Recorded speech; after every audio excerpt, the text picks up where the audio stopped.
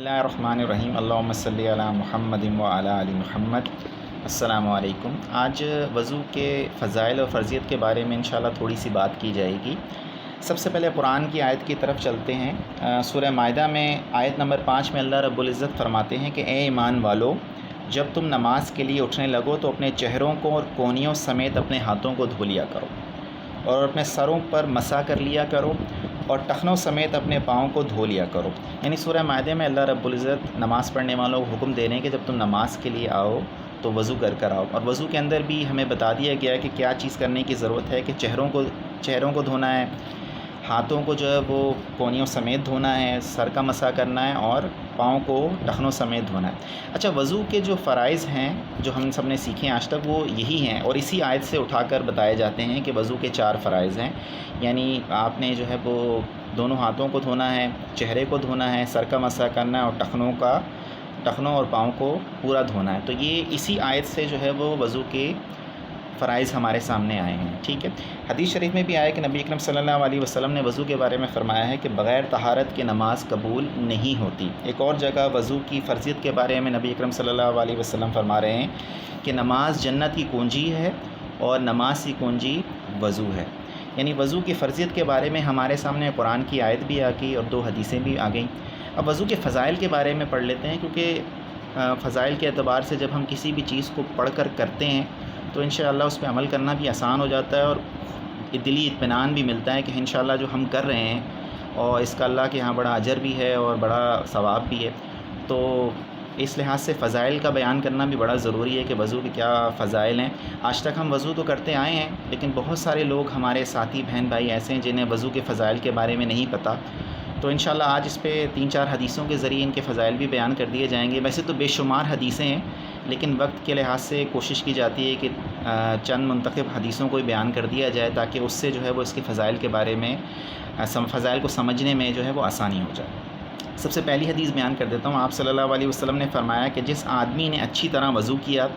اس کے گناہ بدن سے نکل جاتے ہیں، یہاں تک کہ اس کے ناخن کے نیچے سے بھی کوئی گناہ ہوا ہو تو وہ بھی ختم ہو جائے گا۔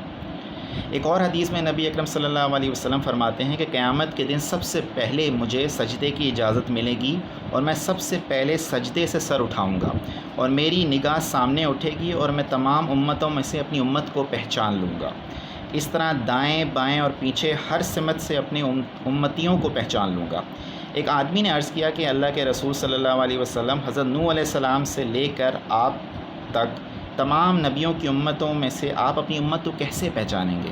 تو آپ صلی اللہ علیہ وسلم نے فرمایا کہ میری امت کا امتیازی نشان یہ ہوگا کہ اس کے وضو کے اعضاء روشن ہوں گے اور یہ اعزاز صرف انہی کو حاصل ہوگا اور اسی سے میں ان کو پہچان لوں گا۔ اسی طرح سے ایک اور حدیث میں نبی اکرم صلی اللہ علیہ وسلم فرما رہے ہیں صحابہ اکرام سے کہ کیا میں تمہیں ایسا اعمال نہ بتا دوں جن کی وجہ سے اللہ تعالیٰ گناہوں کو مٹا دے گا اور درجات کو بلند فرمائے گا؟ صحابہ رضی اللہ تعالیٰ عنہ نے عرض کیا کہ حضور ضرور بتائیے۔ آپ صلی اللہ علیہ وسلم نے ارشاد فرمایا کہ طبیعت کی ناگواری کے باوجود اچھی طرح پورا وضو کرنا، مسجدوں کی طرف قدموں کی کثرت اور ایک نماز کے بعد دوسری نماز کے انتظار میں رہنا۔ اسی طرح سے ایک اور جگہ نبی اکرم صلی اللہ علیہ وسلم فرما رہے ہیں کہ جب مسلمان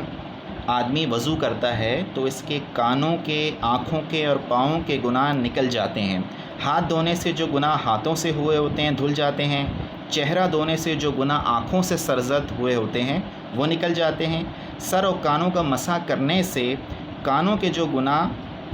نے جو گناہ کی باتیں سنی ہیں وہ مٹ جاتے ہیں، اور پاؤں دھونے سے پاؤں کے گناہ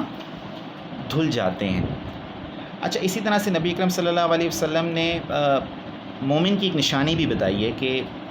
مومن ہی ہے جو وضو کی حفاظت کرتا ہے، یعنی وضو ہوتے ہوئے بھی پھر وضو کرتا ہے۔ تو آپ کسی کو بھی